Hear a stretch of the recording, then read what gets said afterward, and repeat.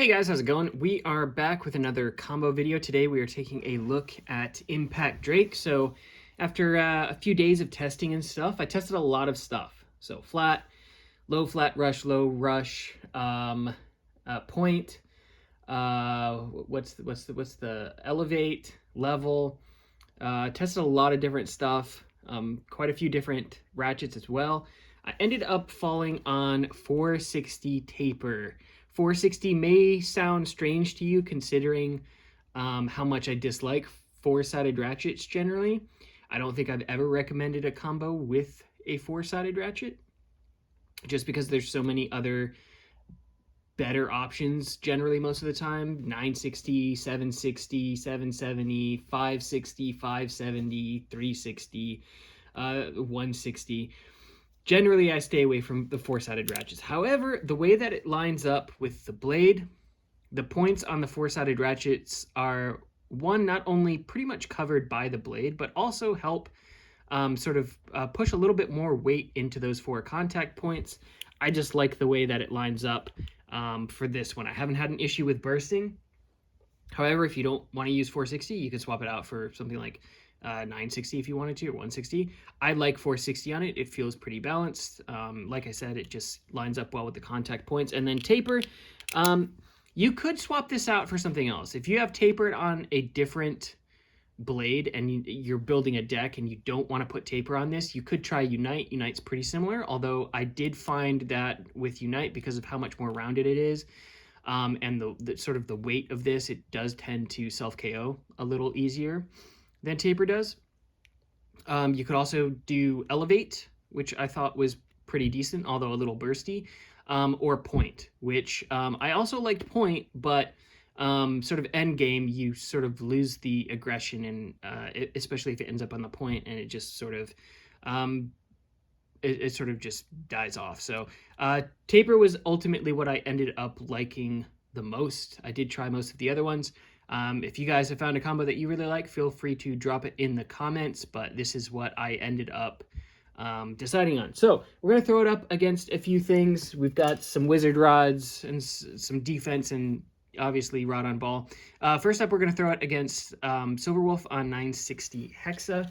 Still one of my favorite defense builds, although in testing, Impact did pretty well against this. So we're going to do 10 rounds each. We'll do the point breakdown and the win rate percentage at the end of each 10 rounds. So yeah, let's see how it does.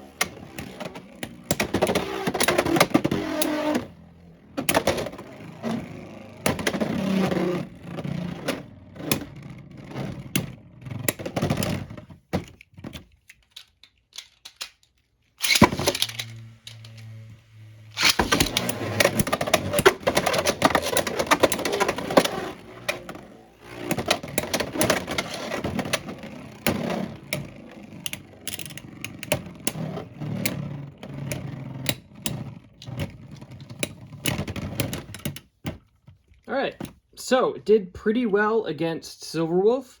The biggest issue is early game, so I think Impact is very similar to Buster in the way that it functions, in that it's a little bit glass cannon-y. It does really well early game, but mid-late game, it tends to run out of stamina pretty quick. I think mostly due to the rubber, it just tanks a lot of stamina.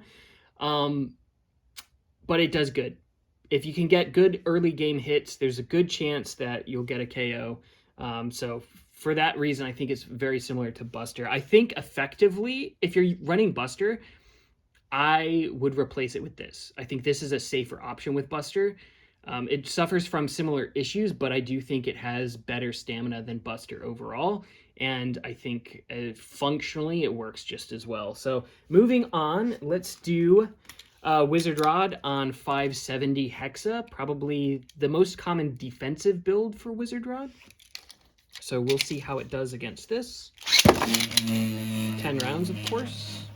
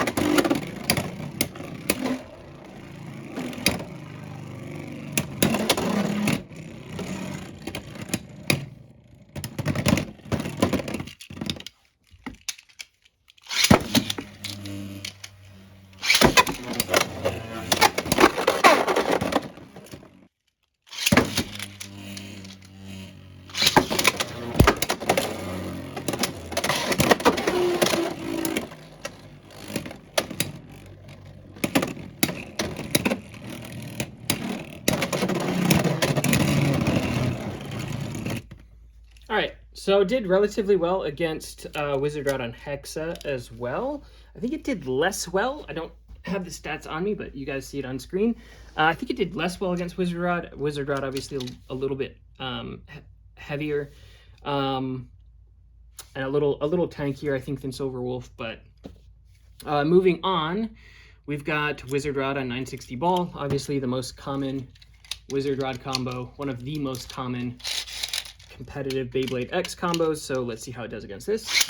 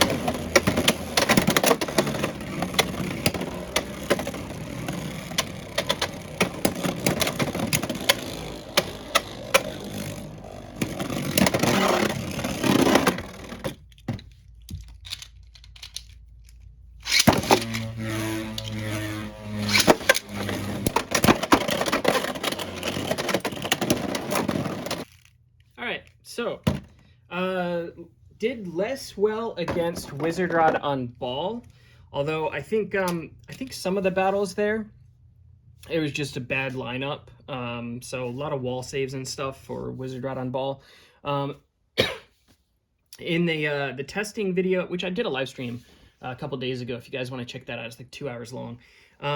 We tested against Wizard Rod on ball, and I wouldn't say that Wizard Rod on ball, at least during that live stream, did particularly better than the other builds that we've tested against.